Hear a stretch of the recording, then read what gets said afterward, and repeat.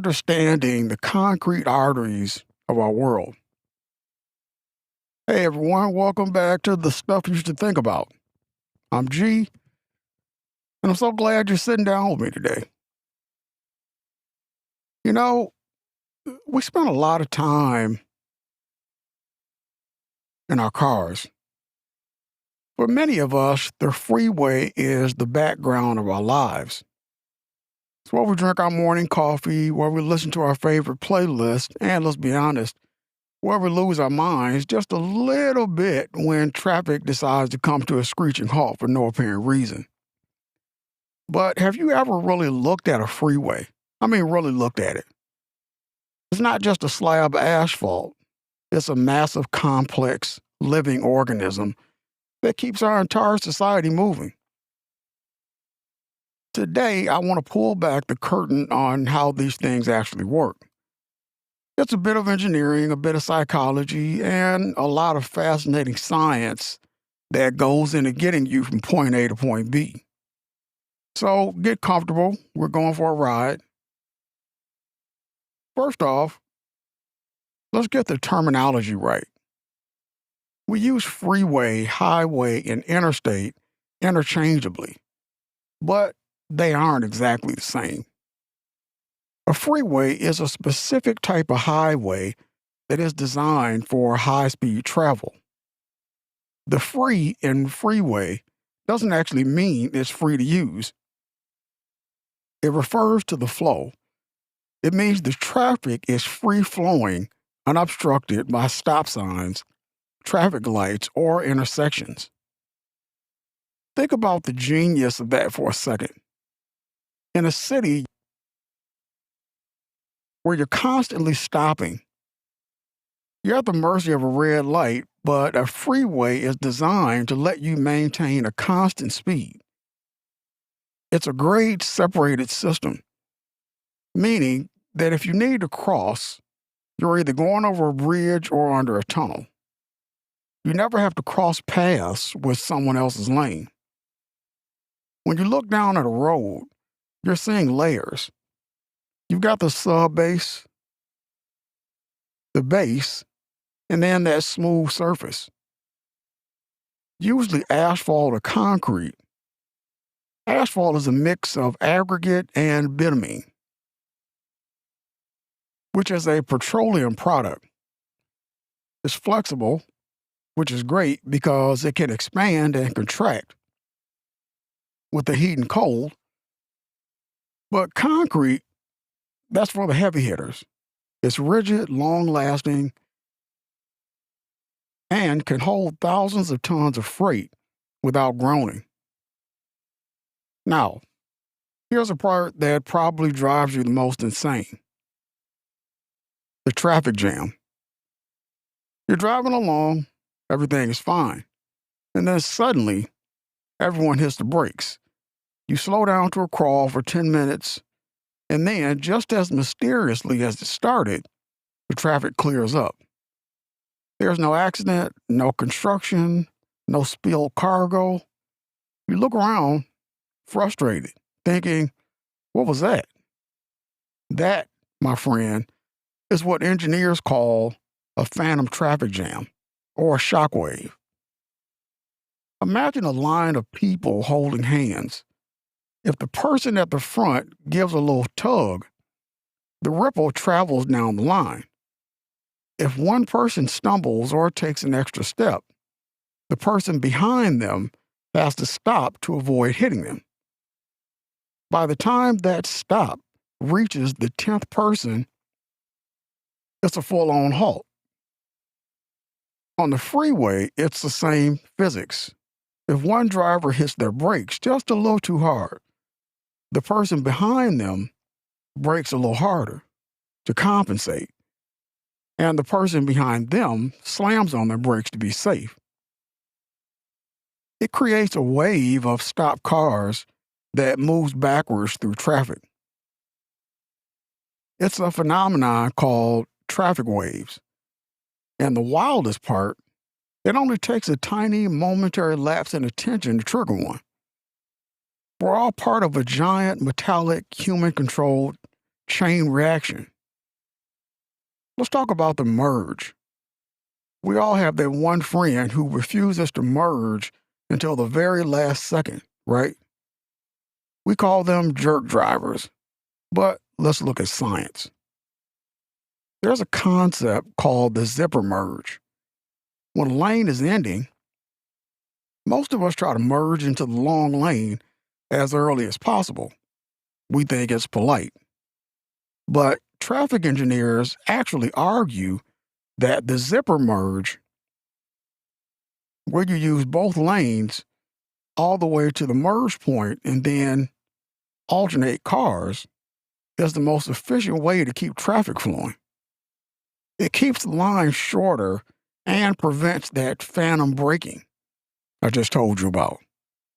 But because we all have a bit of human ego, we feel like the person zipping to the front is cheating. It's fascinating how our social norms actually make the road less efficient. The road isn't just about physics. It's a massive experiment in human behavior. You can't understand freeways without looking at where they came from.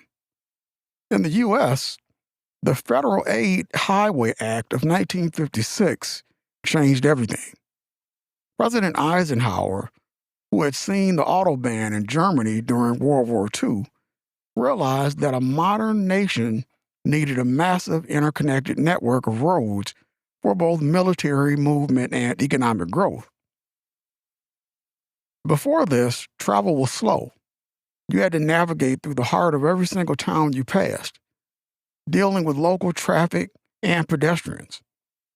The freeway was designed to bypass the heart of the city, allowing goods and people to zip past local clutter. It was a transformative moment in human history. It suburbanized the country suddenly. You could live 30 miles from where you worked. It gave birth to the modern commute, but it also cut through neighborhoods and changed the way we interact with space. It's a powerful piece of technology. It gives us freedom, but also creates distance. Ever wonder why road curves feel the way they do? They aren't just random arcs. Civil engineers use something called super revelation. When you drive around a curve, physics want to push you to the outside of that curve. That's centrifugal force. To combat this, engineers bank the road. They tilt the pavement inward. If you're driving at the speed limit on a well-designed highway, you barely notice the curve. Your car feels sucked into it. It's a perfect marriage of gravity and geometry. And the lanes, they're almost always exactly 12 feet wide. That's the standard. Anything narrower feels cramped and dangerous. Anything wider encourages people to speed and drift. 12 feet is the Goldilocks zone for human performance. The next time you're stuck in traffic, I want you to try something. Instead of getting angry, look at the cars around you. Look at the paint on the road. That reflective bead technology that makes it pop at night. Look at the overhead signs, which are designed so you can read them at 70 miles per hour in a split second. Think about the fact that you are navigating a multi-ton machine through a corridor that was planned by people decades ago, all while thousands of other people are doing the exact same thing at the exact same time.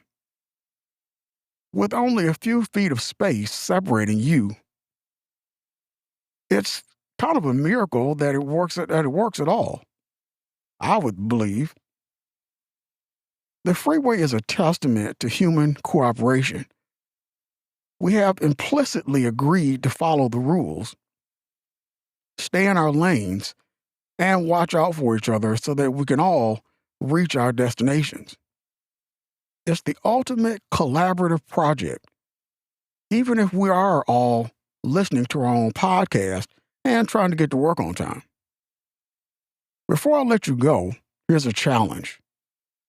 The next time you're entering a freeway, be the person who manages their speed, leaving a little more space in front of you. When you see someone trying to merge, let them in. You're not just being nice, you're actively fighting the phantom traffic wave. You're smoothing out the flow. You're an engineer of the road. Thanks for hanging out with me today. It's been a great dive into the concrete of our world with you.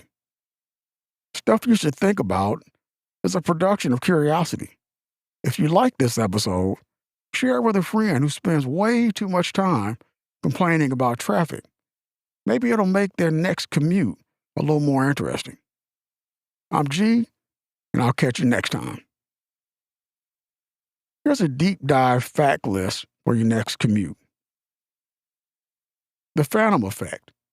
It takes about 20% more traffic to cause a jam than it does to stop one.